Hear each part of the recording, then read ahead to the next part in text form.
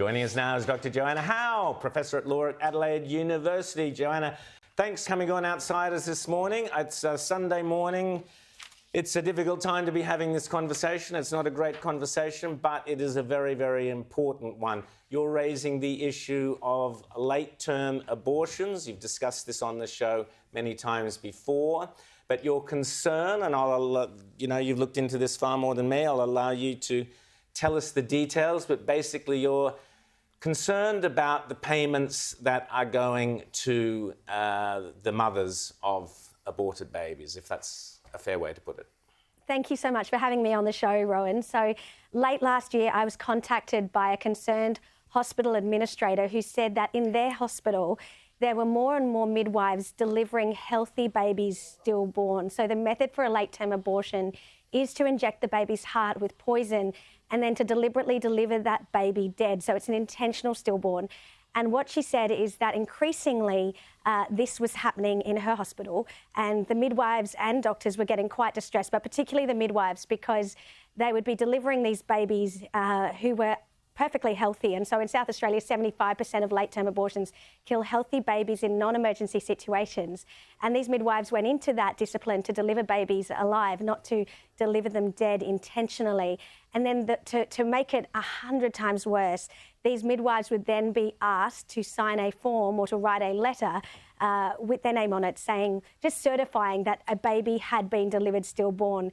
Because if a baby is delivered stillborn, the Albanese government is actually subverting the Stillborn Parenting Payment to allow these women to get $4,365.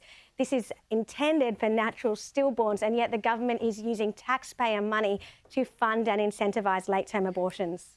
What's the theory around giving this lump sum, even if you are unlucky enough to suffer a stillborn and lose your child? Why are we offering this lump sum? And it seems like incentivising what you've just described. So, Rita, I entirely support payments for bereavement, for natural stillborn loss. That is a situation that no woman should ever have to go through. But what is entirely wrong, and I really don't think the average Australian would be okay with this, it just wouldn't pass the pub test, is giving that money for an intentional late-term abortion. Well, if you recall, the Howard government gave $5,000 for a baby bonus, and there was all of this concern from the left-wing media that this was going to be incentivising teen pregnancies. Now, under the Albanese government, you can get the same amount of money in half the time, and you don't even have to deliver a live baby. And what we found from Katy Gallagher this week in the Parliament is that it's not just $4,300. You can actually be eligible for paid parental leave for intentionally having a late-term abortion. So that's a payment of up to $22,000 for an intentional late-term abortion. James. Well, Rita, do you want to... follow up, Rita. Just on this issue, because I think this is a very nuanced issue. Abortion is always presented in the media as either you're for or you're against. And when it comes to late-term abortion, I would say the great majority of people who are pro-choice are troubled with late-term abortion, particularly now that we know a baby born in 25, 26 weeks can survive. So just tell me about how many late-term abortions are happening in Australia, because we're told it is so rare, it only happens when the mother's health is in jeopardy or there's some catastrophic health issue with the child. How many healthy babies are being aborted late term? So between 2010 and 2020 in Victoria, there were close to 5,000 babies who were killed through a late-term abortion. In South Australia, in just the last year, 34 perfectly healthy babies in non-emergency circumstances had their hearts injected with poison and were delivered dead. And to be clear, and late-term abortion is never needed to save a mother's life late in pregnancy because a late-term abortion takes 12 to 72 hours. The quickest and safest way to end that pregnancy for a mother whose life is in danger is to do an emergency C-section and get that baby out in an hour. There's no need to kill that baby first. In fact, that would delay care for the mother. So it is an absolute myth that late-term abortions are emergency health care for mums. They just are not. And it's also a myth that these are babies who are going to die anyway. They have a fatal fetal anomaly.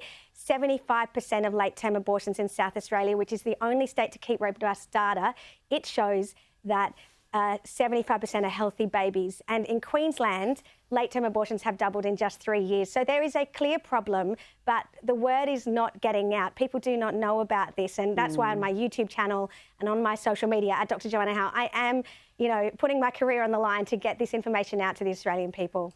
James. So just tell me, you said 34 in South Australia. Would these payments have been made to every one of those 34 mothers? And is it suggested that they were actually, allowing this pregnancy to continue to this point to get that sort of payment? Is that what we're saying here? Like, do we have evidence that people have actually done this to get the payment? So we don't actually know how many of these mothers who are having intentional late-term abortions of healthy babies, we don't know how many of them are getting this payment because the government doesn't even collect that data.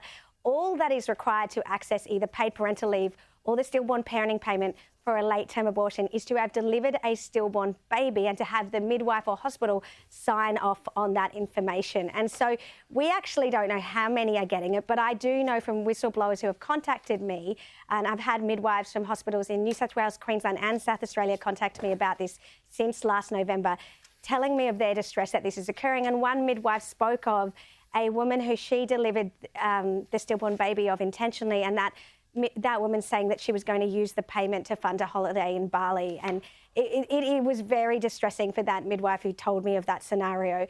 And I think the point is, even if it's not all of the 34 women in South Australia who had an intentional late-term abortion of a healthy baby that access this payment, the fact that it can be accessed, that you can get up to $22,000 in Australia by the Albanese government, that is a news story, and it should be on the front page of every newspaper. But there's actually a cover-up. Pauline Hanson asked questions about it this week in the Parliament. You are the first news outlet to even cover this story this week. And I wanted to ask you just briefly, Joanna, exactly that point about the politics. I know Pauline Hanson has spoken out about this. Where are the coalition on this? Do you get any support? Do you get any sympathy, empathy from any coalition, state or federal? You're laughing. Look, the coalition is a waste of space at this point, led by Susan Ley. The reality is they are Labor light. There are some excellent coalition senators like Alex Antic, Matt Canavan's another standout. But the reality is they just don't have the guts to attack this issue when 99% of Australians would be appalled that abortion is available up to birth, and they would be even more disturbed by the fact that you can get up to $22,000 in a cost of living crisis. That's taxpayer money going to fund and incentivise late-term abortions. The coalition should be speaking out about this, but they are just too weak and scared.